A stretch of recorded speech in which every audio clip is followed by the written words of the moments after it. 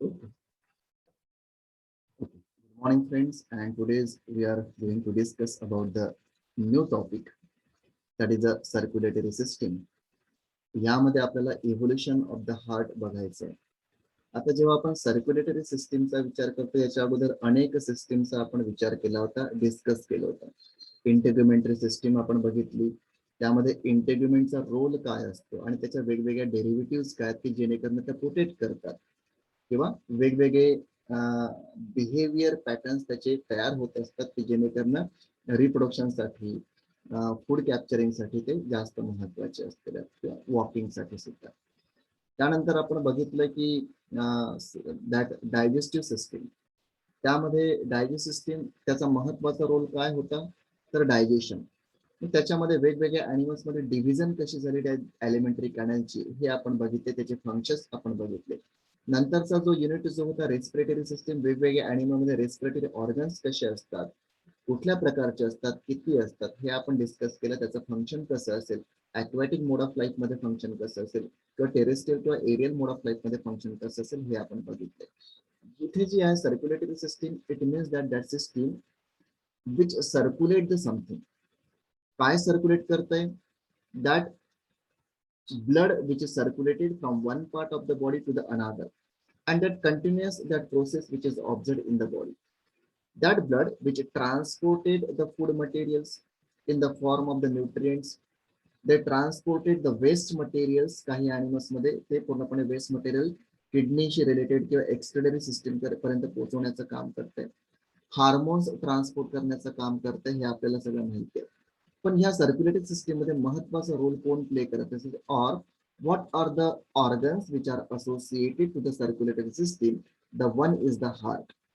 Another organs, basically we says that the blood vessels आहेत, blood capillaries आहेत, aorta आहेत, हे अनेक गोष्टी ज्या एकमेकांसोबत कनेक्ट आहेत, and that complete system which able to circulate the waste material, able to circulate the hormones or even the nutrients to the various body parts, हे जे आहे त्याला आपण सर्क्युलेटरी सिस्टीम असं आपण म्हणतो. आजच्या पार्ट मध्ये आपल्याला इव्होल्युशन ऑफ द हार्ट तर बघायचंच आहे. त्यामध्ये टाइप्स ऑफ सर्क्युलेटरी सिस्टीम सगळ्यात पहिले आपण जाणून घेतोय. एम्ब्रियोनिक डेव्हलपमेंट, हार्ट कसं डेव्हलप झालंय एम्ब्रिओ मध्ये हे आपल्याला बघायचंय. आणि नंतर आपण बघणार आहोत सिंगल आणि डबल चेंबर हार्ट. ठीक आहे, स्टेप बाय स्टेप आपण बघतोय नेमकं काय असेल ते. First is the types of the circulatory system. Here in case of the types of the circulatory system, इथे दोन प्रकारचे टाइप्स दिसतात आपल्याला. एक आहे ओपन आणि दुसरा आहे क्लोज. नेमकं काय असेल हे डायग्रामॅटिक रिप्रेझेंटेशनच्या रूपामध्ये आपण बघतोय. First of all moves to the open type. यामध्ये ती डायग्राम जी दिसते तुम्हाला काय दिसतंय तर एका बाजूला तुम्हाला हार्ट दिसतंय, दिस इज द हार्ट बेस, आणि एरोज दिसतात. इट मीन्स दॅट हार्टचं महत्वाचं फंक्शन काय, एक प्रकारे what we said muscular, that body muscular part, and through which transport the blood. आणि ते डायरेक्शन आपल्याला दिसतं त्या ब्लडची त्या एओर्टा थ्रू जे काही व्हेसल्स आहेत त्याच्या थ्रू तो बाहेर पडतोय आणि त्या व्हेसल थ्रू तो जातोय. आफ्टर दॅट विच ओपन्स, इथे एका बाजूला ओपन दिसतात तुम्हाला, ठीक आहे. आणि हे ओपन जे दिसेल याचा अर्थ की ते ब्लड कुठे जाईल, आता बॉडीमध्ये जाईल. आता हार्ट एक चेंबर दिसतो आपल्याला, पल्सेटिंग चेंबर असं आपण म्हणतोय, and through which is blood which is passes, आणि एओर्टा किंवा व्हेसल्स ज्या त्याच्या थ्रू ब्लड कुठे पडते, बॉडीमध्ये जाते आणि बॉडीतनं वेगवेगळ्या बॉडी पार्ट्स कडे ते जात असते. इथे महत्वाचं आहे की दॅट हिमोसिल हा एक ब्लड आहे, ब्लडचा टाईप आहे असं म्हणू का, तर दॅट हिमोलिम्फ असं आपण म्हणतोय. ठीक आहे, हिमोसील आहे याचा अर्थ की कॅव्हिटी, जी मागच्या वर्षी आपण किंवा मागच्या सेमेस्टर मध्ये आपण बघितलं, coelom that is a cavity is present. Haemocoel that is a blood cavity. Now that blood which enters into that cavity, त्याला आपण एक प्रकारे बॉडी कॅव्हिटी म्हणायला हरकत नाही, आणि सराउंडिंग ऑर्गन्स पर्यंत ते वेगवेगळ्या दिशेला पोहोचवलं जाते. आणि वेगवेगळ्या ऑर्गन्स कडनं जे वेस्ट मटेरियल जे असेल ते परत कुठे जाते, ह्या छोट्या openings which are located at the lateral side of the heart, या ओपनिंग थ्रू परत कुठे जातं, हार्ट पर्यंत पोहोचवलं जातं. लक्षात आलं आपण काय म्हणतोय, वेगवेगळ्या बॉडी पार्ट्स कडनं जे ब्लड जे आहे न्यूट्रिशनल ब्लड असं म्हणायला हरकत नाही, which contain the food materials, ते हार्ट कडनं व्हेसल्स थ्रू कुठे जाते, बॉडी कॅव्हिटी मध्ये जाते आणि बॉडी कॅव्हिटी मध्ये गेल्यानंतर ते वेगवेगळ्या बॉडी पार्ट्स पर्यंत आपोआप पोहोचवले जाते न्यूट्रिएंट्स. आता वेगवेगळ्या बॉडी पार्ट्स कडनं स्पेशली आपण म्हणतो की ऑर्गन्स पर्यंत पोहोचल्यानंतर अनेक ऍक्टिव्हिटी तिथे होत असतात. त्याच्यातनं मेटाबॉलिक ऍक्टिव्हिटीज झाल्यानंतर जे वेस्ट मटेरियल बाहेर पडेल आहे ते कुठे जाईल, परत हार्टकडे जाईल आणि हार्टकडनं ऑर्गन पर्यंत पोहोचून ते एक्सपेल केलं जाईल त्या ऑर्गन्स थ्रू, ठीक आहे ना, बॉडीच्या थ्रू. हे झाले ओपन टाईप. तर नेमकं काय असेल हे आपण जाणून घेतो. आज आपल्याला क्लोज सिस्टीम आपल्याला बघायची, पण हे नेमकं काय असेल. The blood which is circulated through the blood vessels open into spaces or the body cavities. जे हार्ट कडनं ब्लड व्हेसल्स थ्रू आलंय आणि कुठे ओपन झालंय, त्या बॉडी स्पेस मध्ये ओपन झालेला आहे. The blood comes in direct contact with the tissues. आणि हा ब्लड जो आहे कोणासोबत कॉन्टॅक्ट झालेला, directly to that of the tissue. इथे ब्लड कॅपिलरीज दिसत नाही आपल्याला, ठीक आहे. ब्लड व्हेसल्स आपल्याला फक्त मेजर दिसतात, परंतु कनेक्टेड टू द ऑर्गन्स असं काही दिसत नाही आपल्याला. अशा पद्धतीची सिस्टीम कुणामध्ये असेल आहे, तर simple in case of the invertebrates we say that arthropods आणि मॉलस्कस यांच्यामध्ये आपल्याला open type of the system दिसते. दुसरी जी सिस्टीम आहे क्लोज टाइप असं आपण म्हणतो. यामध्ये नेमकं काय असेल, याच्याच थोडस वेगळं, more complex and close type we say that. आता इथे जर बघितलं तर पूर्णपणे एक चॅनल दिसतं आपल्याला. Here at the one side that is a heart is present from which the blood passes through the vessels. एक चॅनल थ्रू जाते आणि टिश्यू पर्यंत पोहोचवलं जाते.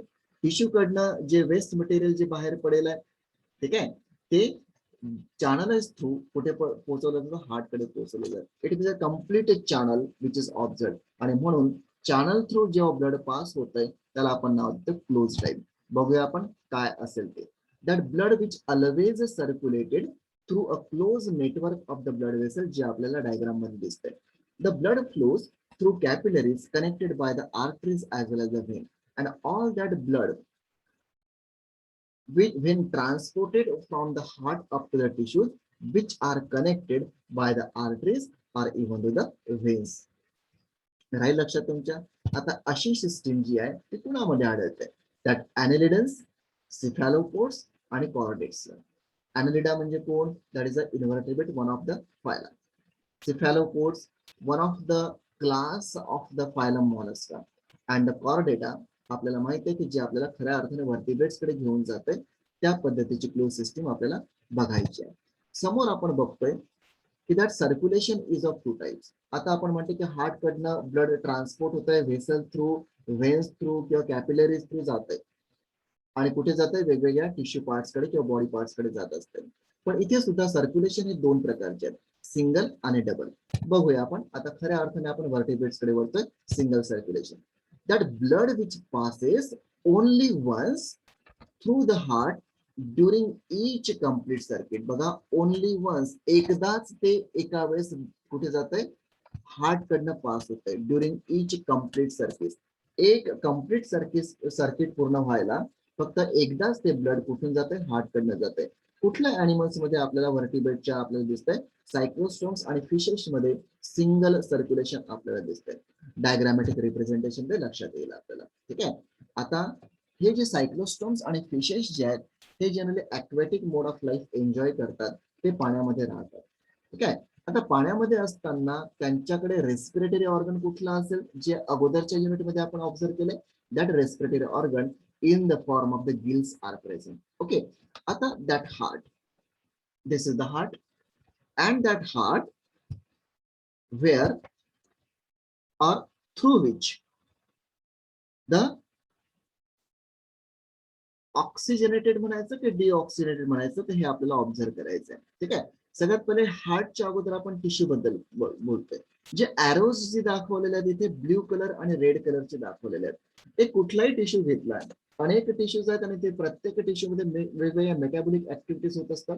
मसल्स असतील, लिव्हर असेल, किडनी असेल, असे किंवा एलिमेंटरी करण्याचे वेगवेगळे पार्ट्स असतील, त्या सगळ्यामध्ये मेटाबॉलिक ऍक्टिव्हिटीज होत असतात. And through which the waste material gaseous form मध्ये आपण म्हणतोय, ठीक आहे. वेस्ट मटेरियल दोन प्रकारचे आहेत, सॉलिड आणि गॅसेस फॉर्म्स असं आपण म्हणतोय. ते वेस्ट मटेरियल्स गॅसेस फॉर्म मध्ये इन द फॉर्म मध्ये CO2 ते टिश्यू मधनं बाहेर पडतात आणि या डक्ट थ्रू किंवा चॅनल थ्रू ब्लड कॅपिलरीज जे म्हणतो आपण, व्हेन्स असतील, ठीक आहे, तर याच्या थ्रू ते बाहेर पडतात. कुठे जातात ते आता हार्ट कडे गेलेत. ब्ल्यू कलर लक्षात ठेवायचा. इथे काय होईल, through the heart it moves toward the gills here. आणि गिल्स मध्ये काय होतं, for the purification of the blood gases exchange which is takes place here. जे वॉटर मध्ये असणारं ऑक्सिजन जे आहे ते गिल्स मध्ये असणारे किंवा गिल्स सोबत असणारे ब्लड कॅपिलरीज एक प्रकारे ऍब्सॉर्ब करतात आणि गिल्स पर्यंत पोहोचवलेलं जे डिऑक्सिजनेटेड ब्लड आहे ते CO2 जे आहे ते रिलीज करतात त्या वॉटरमध्ये आणि एक प्रकारे प्युरिफिकेशन ऑफ द ब्लड होतंय आणि ब्लड जे आहे ते समोर जातंय व्हाया द गिल्स आणि परत ते चॅनलाइज होऊन कुठे जातं, टिश्यू पर्यंत पोहोचवलं जातं आणि टिश्यूला ऑक्सिजनची गरज असते वेगवेगळ्या मेटाबॉलिक ऍक्टिव्हिटीसाठी. एक सिंपल चॅनल दिसतंय आणि यामध्ये हे तीनच पार्ट्स अतिशय महत्वाचे, टिश्यू, हार्ट आणि gills, through which the complete channel which is fulfilled. एक चॅनल जो इथं कम्प्लीट होतंय आणि एक प्रकारे बघायचं तुम्ही तर हार्ट कडनं ब्लड समोर गिल्स कडे जातं तर एकच चॅनल दिसतंय. It shows that there is no any chambers are present किंवा सिंपल सर्क्युलेशन असं आपण म्हणतो किंवा सिंगल सर्क्युलेशन असं आपण म्हणतो. दुसरा जो टाईप आहे डबल सर्क्युलेशन, नेमकं काय असेल, that blood which passes twice, दोनदा through the heart during each circuit. आता जे ब्लड पहिल्या सिंगल सर्क्युलेशन मध्ये टिश्यू कडनं हार्ट कडे जाते आणि हार्ट कडनं गिल्स कडे जाते, सिंगल सर्क्युलेशन कंप्लीट करते, ते ब्लड कोणतं असेल, that blood when passes through the heart toward the gills, that blood basically the deoxygenated blood or which contain the CO2. लक्षात ठेवायचं आणि ते प्युरिफिकेशन साठी गिल्स कडे जाते. आता ते डबल सर्क्युलेशन म्हणजे नेमकं काय, दोनदा ब्लड हार्ट कडनं पास होतं. एक्झाम्पल्स हे सगळ्या टेट्रापोड्स, टेट्रापोड्स म्हणजे which has the 4 legs or the 2 pairs of the legs are present. कोणते कोणते असतील आहे तर दॅट क्लास अँफिबिया, रेप्टाइल्स, बर्ड्स किंवा एव्ज असं आपण म्हणतो आणि नामच. त्या चारही ग्रुप्स मध्ये किंवा क्लासेस मध्ये आपल्याला डबल सर्क्युलेशन दिसतंय. बघूया आपण डायग्रामॅटिक रिप्रेझेंटेशन मध्ये, कारण की आता तिथे गिल्स होते, इथे लंग्स प्रेझेंट आहेत हे लक्षात ठेवायचं. आता यामध्ये नेमकं काय आहे तर बघायचं, हार्टचा शेप सुद्धा बदललेला दिसतोय आपल्याला, ठीक आहे. इथे दोनदा चॅनल दिसतात हार्टकडे जाणारे किंवा हार्टकडनं बाहेर पडणारे, ठीक आहे. पहिला जो चॅनल आहे आपण टिश्यू पासून सुरुवात करतोय. टिश्यू मध्ये वेगवेगळ्या मेटाबॉलिक ऍक्टिव्हिटीज होत असतात आणि गॅसेस फॉर्म, खास करून CO2 तो बाहेर पडतोय आणि तो बाहेर पडल्यानंतर जे चॅनल थ्रू ते कुठे जाते, हार्टकडे जाते, एका चेंबर मध्ये जाते. आता इथे चेंबर म्हटलंय, इथे अगोदरचे जे होते तिथे चेंबर्स जरी असले तरी सिंपल चेंबर्स दिसतील आपल्याला, जेणेकरून एक प्रकारचंच ब्लड, डिऑक्सिनेटेड ब्लड फक्त तिथून ट्रान्सफर होईल. इथे दोन्ही प्रकारचं ब्लड, ब्ल्यू कलर जो दिसतोय याचा अर्थ समजायचं की डिऑक्सिनेटेड ब्लड आणि रेड कलर दिसतोय याचा अर्थ समजायचं की that is a oxygenated blood or the purified blood असं आपण म्हणतोय. आता टिश्यू कडनं जे ब्लड जे गेलंय कुठे गेलंय, हार्टच्या एका टप्प्यामध्ये गेलं, एका चेंबर मधनं पास होतंय ते आणि कुठे जातंय, लंग्स कडे. कशासाठी, प्युरिफिकेशन साठी, ठीक आहे ना, which acts as a respiratory organ. इथे ब्लड प्युरिफाय झालंय म्हणजे नेमकं काय, CO2 रिलीज झालं आणि ऑक्सिजन त्या ब्लड मध्ये आलंय. We said oxygenated blood.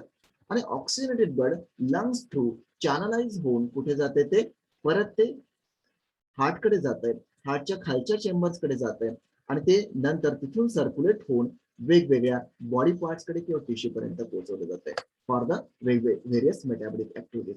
म्हणजे याचा अर्थ काय, किती सर्क्युलेशन दिसतात आपल्याला, 2 सर्क्युलेशन दिसतात.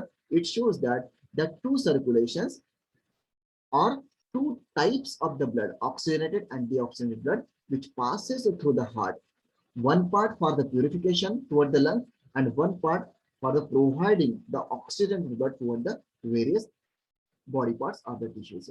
राहिलं लक्षात, हे आपल्याला बघायचं आहे सिंगल सर्क्युलेशन आणि डबल सर्क्युलेशन. आता समोर आपण बघतोय की एम्ब्रियॉनिक डेव्हलपमेंट. आता आपलं जे हार्ट जे आहे which consist of the 4 different chambers, 2 auricles आणि 2 व्हेंट्रिकल असं आपण म्हणतोय. परंतु अगोदरचे जे अॅनिमल्स आहेत, स्टार्टिंग फ्रॉम द सायक्लोस्टोम्स किंवा फिशेस आहेत, यांच्यामध्ये किती चेंबर असेल, एक आहे का की 4च चेंबर्स असतील त्यांच्यामध्ये, ते आपल्याला बघायचं. पण त्याच्या अगोदर आपल्याला बघायचंय एम्ब्रियॉनिक डेव्हलपमेंट, हार्टची सुरुवात कशी झाली ते आपल्याला बघायचंय. The first point is that heart that cluster of the mesodermal cells. आता इथे महत्वाचा भाग आहे की मेसोडर्मल सेल्स म्हणजे नेमकं काय असेल. Here we know about that the 3 layers are present during the embryonic development. आणि त्या ज्या जर्म लेयर्स ज्या म्हणतो त्याला आपण आउटर एक्टोडर्म, मिडल मेसोडर्म आणि इनर एंडोडर्म असं आपण म्हणतो. तर मेसोडर्मल सेल्स ज्या आहेत, काही सेल्स ग्रुप मध्ये येतात, क्लस्टर फॉर्म होते, मास तयार होते त्यांचा, called that blood islands marks the embryonic debut of the cardiovascular system. त्या सेल्स एकत्र येतात आणि एक प्रकारे ब्लड आयलँड म्हणून त्या तयार होतात, and which further becomes the part of the cardiovascular system. Cardiac, that is a heart, म्हणजे तो कुणाचा पार्ट झाला, एक प्रकारे सर्क्युलेटरी सिस्टीमचा पार्ट झाला.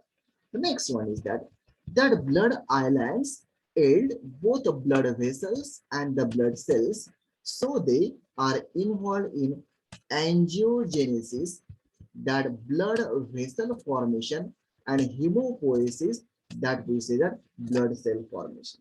तो जो आयलँड तयार झाला त्याला आपण ब्लड आयलँड म्हणतोय. कुणापासून तयार झाला? मेसोडर्मल सेल्स पासून. कसे तयार झाले? तर मेसोडर्मल सेल्स ग्रुप मध्ये एकत्र आले, काही सेल्स, आणि त्या सेल्स एकत्र येऊन ब्लड आयलँड तयार झाला.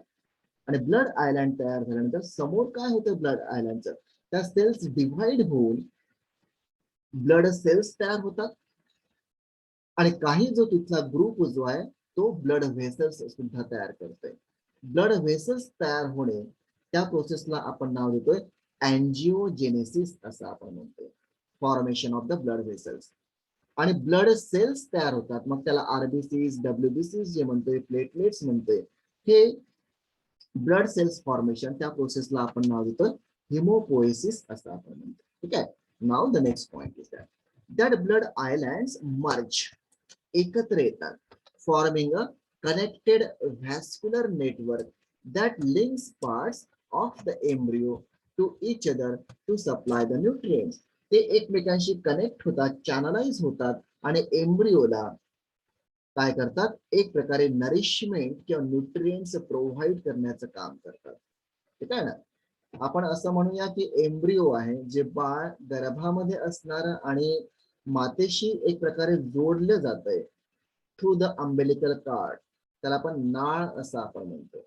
आणि त्या नाळ किंवा अम्बिलिकल कॉर्ड थ्रू त्याला सगळे न्यूट्रिएंट्स प्रोव्हाइड केले जातात व्हाया द ब्लड असं आपण म्हणतो.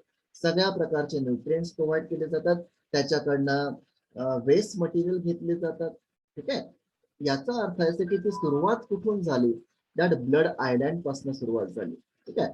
नंतर आपण बघतोय that angiogenic cells emerge from the epimyocardium, a thickened splanchnic mesoderm. अजून आपण हार्टला ची डेव्हलपमेंट आपण बघितलेली नाही आहे. ठीक आहे. मायोकार्डियम असं म्हटलंय. आता कार्डियम म्हणजे heart, myo means the muscles. आता मायोकार्डियम इथे 3 लेयर्स आपल्याला जाणवतात.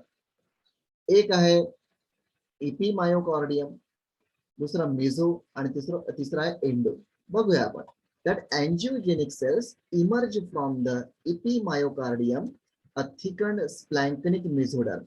मगाशीच आपण म्हणलं की मेसोडर्मल सेल्स एकत्र येतात, ब्लड आयलँड तयार होतोय, आणि तो ब्लड आयलँड फ्युचर मध्ये काय तयार करतोय, ब्लड व्हेसल्स एका बाजूला तयार करतोय आणि ब्लड सेल्स दुसऱ्या बाजूला तयार करतोय. ती जी मेसोडर्मल सेल्स आहेत की जेणेकरून ब्लड आयलँड तयार झालाय, त्या सेल्स त्या डर्मल लेअरला आपण नाव देतोय स्प्लॅन्किनिक मेसोडर्म असं आपण म्हणतोय. ठीक आहे. इथे या diagram begins when cells leave the splanchnic mesoderm.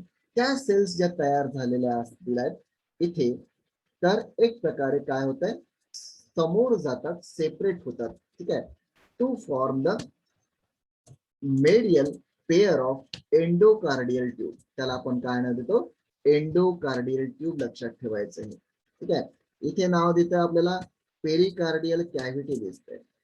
एका बाजूला दिसतं इपिमायोकार्डियम, जे इथे थिकनेस दिसते आपल्याला या दोन्ही बाजूला, आणि त्याच्या आतमध्ये एक ट्यूब सारखं दिसतं, त्याला आपण नाव देतोय एंडोकार्डियल ट्यूब. ही डेव्हलपमेंट कुठल्या अवर्स मध्ये होते? ठीक आहे, अराउंड द 27th आवर एम्ब्रिओची डेव्हलपमेंट जी आहे 27th आवरला, त्यावेळेस खऱ्या अर्थाने आपल्याला एंडोकार्डियल ट्यूब दिसते during the development. The cells remaining in the splanchnic mesoderm proliferate म्हणजे डिव्हाइड होतात.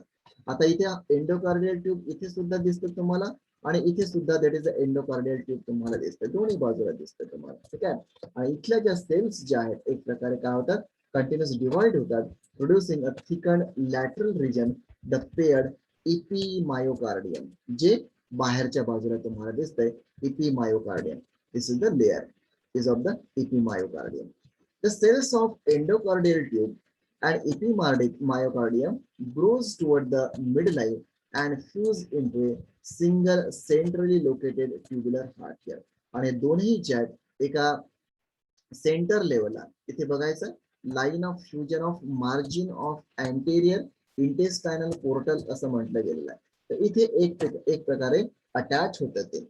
हा दुसरा जो पार्ट जो दिसतोय किंवा दुसरा जी डायग्राम जी दिसते इथे म्हटलंय angiogenic cells differentiated into a pair of primordial endocardial tube. मगाशीच आपण बघितलंय एंडोकार्डियल ट्यूब तयार झाले मेसोडर्म पासून आणि बाहेरच्या बाजूला एक थिकनेस आपल्याला जाणवतंय, त्याला आपण नाव देतो इपीमायोकार्डियम, की जेणेकरून ते काय झालंय एक प्रकारे हार्टची सुरुवात झाली.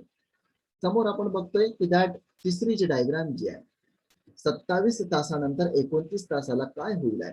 Specifically the fuse endocardial tubes form the endothelial lining of the heart, त्याला आपण नाव देतो एंडोकार्डियम असं आपण म्हणतो. जे बाहेरच्या बाजूला तुम्हाला दिसलं इथे दॅट इथे इपीमायोकार्डियम दोन्ही बाजूला दिसलं होतं. ठीक आहे, त्यानंतर हे आतमध्ये जे दोन्ही लोब्स होते किंवा ट्यूब्यूल्स होते एकमेकाला अटॅच झाले आणि आता त्याला आपण नाव देतो इपीमायोकार्डियम is the part of the myocardium. ठीक आहे, the thickened epimyocardium which form the thin peritoneum on the surface of the heart and extensive myocardium form the muscular wall of the heart here. ठीक आहे, हा आहे myocardium एक प्रकारे wall तयार करतंय आणि इपीमायोकार्डियम काय तयार करतात, आउटर पेरिटोनियल शीथ असं आपण म्हणतो. With this fusion basic 4 chambered embryonic heart which is established here. ठीक आहे, किती चेंबर दिसतात आपल्याला, 4 चेंबर, परंतु ऍक्च्युअली इथे आपल्याला किती दिसतात, इथे एकच चेंबर दिसतोय. हे लक्षात ठेवायचं, 4 चेंबर्स कुठे दिसतील आपल्याला, in case of the that mammals और इवन द बर्ड्स या. ओके, आफ्टर दॅट आता डेव्हलपमेंट आपण बघितले हार्टची. सिंगल चेंबर हार्ट कोणामध्ये दिसेल ते आपल्याला बघायचं. Next point is that single chamber heart step by step आपल्याला बघायचंय. सिफॅलो कॉर्डेटा एक्झाम्पल अँफिऑक्सिस यांच्यामध्ये सिंगल चेंबर हार्ट दिसतोय. इथे खऱ्या अर्थाने ही त्याची एक प्रकारे हार्टची पोझिशन आहे आणि आपल्याला दिसतंय की एक प्रकारे एस शेप असं स्ट्रक्चर आपल्याला दिसतंय. ठीक आहे, in case of the that amphioxus or the cephalochordates. इथे म्हटलं त्यांनी की that amphioxus a true heart is absent. एक प्रकारे मस्क्युलर एस शेप स्ट्रक्चर आपल्याला दिसतंय. काय काय पार्ट दिसतात त्यामध्ये आपल्याला, दॅट सायनस व्हेनसस पहिला basal part, next one ventral aorta, sorry ventral aorta, this 2 parts are present.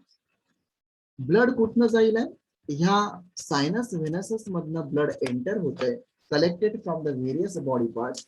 Ventral aorta ते बाहेर पडतं, बाहेर म्हणजे बॉडीमध्ये, आणि वेस्ट मटेरियल खास करून वेस्ट मटेरियल ते घेऊन जाते आणि गिल्स पर्यंत पोहोचवलं जातं. ठीक आहे, समोर आपण बघतोय नंतरचा पार्ट दॅट 2 चेंबर हार्ट. इथे आपण एक चेंबर आपण बघितला, पण 2 चेंबर्स कुणामध्ये दिसतील, सायक्लोस्टोम्स, अमोसिट लार्वा, लॅम्प्रेस आणि हॅकफिश यांच्यामध्ये 2 चेंबर हार्ट दिसतंय. नेमकं काय काय असेल ते आपण बघतोय. तर हे आहेत चेंबर्स. कोणते 2 चेंबर्स आहेत, it includes generally the 4 chambers in a series through which blood flows sequentially. कोणते 4 चेंबर्स दिसतात आपल्याला, सायनस व्हेनसस पहिला पार्ट दिसतो इथे, दुसरा जो atrium, this is the atrium, second, third is the ventricle, this third part is the ventricle. Okay, and the fourth one, that name is the conus arteriosus. काय दिसतं आपल्याला? कोनस आर्टेरियोसस हा part दिसतोय आपल्याला. किती चेंबर झाले? 4. परंतु आपण मगाशीच म्हटलं की 2 चेंबर्स आहेत. तर बघूया आपण. The sinoatrial and atrioventricular walls which prevent the retrograde blood flow. जरी 4 चेंबर्स असतील यांच्यामध्ये, पण जे पल्सेटिंग ऑर्गन म्हणते, जे कॉन्ट्रॅक्ट आणि रिलॅक्स होतात, ते 2च चेंबर्स आहेत, which are centrally located here. External covering या हार्टची आपल्याला, त्याला आपण नाव देतो पेरिकार्डियम. पहिला जो चेंबर जो दिसतोय सायनस व्हेनसस, ब्लड इथनं एंटर होतं या हार्ट मध्ये. त्यानंतर इथे एक प्रकारे वॉल दिसतं तुम्हाला. कोणामध्ये दिसतंय? सायनस व्हेनसस अँड ॲट्रियम, आणि म्हणून त्याला आपण नाव देतो सायनो ॲट्रियल वॉल असं आपण म्हणतो. त्याचं फंक्शन काय? जेव्हा ब्लड फ्लो होतंय and which passes toward the atrium, अशा वेळेस तो बॅकफ्लो व्हायला नको, तो परत मागे जायला नकोय, आणि म्हणून ते वॉल प्रेझेंट असतात इन बिटवीन दॅट 2 चेंबर्स. कोणते 2 चेंबर्स? सायनोव्हेनसस किंवा सायनस व्हेनसस आणि atrium, where the wall is present, आणि त्याचं नाव आहे सायनस व्हेनससचा सायनो आणि ॲट्रियमचा ॲट्रियल, तो आहे वॉल. नंतरचा ॲट्रियम मधनं ब्लड कुठे जात आहे? व्हेंट्रिकल मध्ये जात आहे, आणि यांच्यामध्ये सुद्धा आपल्याला काय दिसतात? वॉल दिसतात, आणि त्या वॉलचं काय नाव द्यायचं आपण? ॲट्रियम व्हेंट्रिकल, आणि म्हणून त्याला नाव देतो आपण ॲट्रिओ व्हेंट्रिक्युलर वॉल. ठीक आहे. After that the blood which moves from the ventricle into the another narrow chamber, त्याला आपण नाव देतोय कोनस आर्टेरियोसस असं आपण म्हणतोय. and through this conus arteriosus the blood it moves toward the gills. कशासाठी? प्युरिफिकेशन साठी. इकडनं जे ब्लड आलेलं आहे सायनस व्हेनसस पर्यंत, ठीक आहे, कुठून आलेलं आहे ते? From the various parts, specially आपण टिश्यूज असं आपण म्हणतो. बॉडी टिश्यूज कडनं सायनस व्हेनसस कडे ब्लड आलंय, ॲट्रियम कडे गेलंय, व्हेंट्रिकल कडे गेलंय, कोनस आर्टेरियोसस कडनं ते कुठे गेलं? गिल्स कडे गेलंय फॉर द प्युरिफिकेशन. हे झालं महत्वाचा रोल जे आपल्याला दिसतंय इथे. राईट, लक्षात. डायग्रामॅटिक रिप्रेझेंटेशन आपल्याला दिसतं. आता गिल्स सायक्लोस्टोम्स मध्ये किती असतात हे आपल्याला माहिती आहे. मागच्या सेमिस्टर मध्ये तुम्ही शिकलात around 5 to 16 pairs of the gills are present here, which are important for the purification. राहील लक्षात तुमच्या. हे जे स्ट्रक्चर जे दिसतंय, हार्ट कडनं डीऑक्सिजनेटेड ब्लड व्हेंट्रल एओर्टा कडनं कुठे जाते? ते गिल्स कडे जाते. गिल्स कडे गेलं 5 ते 16 त्याचे पेयर्स असतात गिल्सचे. इथे ब्लड प्युरिफाय होऊन समोर कुठे जातं? ते एक चॅनलाइज होऊन डॉर्सल एओर्टा कडे जाते, आणि डॉर्सल एओर्टा ब्लड कलेक्ट करून वेगवेगळ्या बॉडी टिश्यूज कडे जाते. ठीक आहे ना? कशासाठी? वेगवेगळ्या ऍक्टिव्हिटीसाठी. ज्या ऍक्टिव्हिटीज झाल्यानंतर, कॅटाबॉलिक ऍक्टिव्हिटीज झाल्यानंतर जे वेस्ट मटेरियल CO2 च्या रूपामध्ये येते, परत टिश्यू कडनं कुठे जातात? ट्रान्सपोर्टेड टुवर्ड द हार्ट कडनं व्हेंट्रल एओर्टा कॅरी करताय आणि गिल्स कडे पोहोचवण्याचं काम करताय. परत गिल्स मध्ये प्युरिफिकेशन होतं आपल्याला माहिती आहे. प्युरिफिकेशन झाल्यानंतर blood, specially oxygen blood, dorsal aorta collect करते and transported to the various tissues here of the body. लक्षात इथपर्यंत. समोरची जी डायग्राम जी आहे ते सुद्धा आपल्याला बघायला हरकत नाही, परंतु आपण आता थांबतोय. उर्वरित पार्ट जो आहे आपण नंतर बघूया.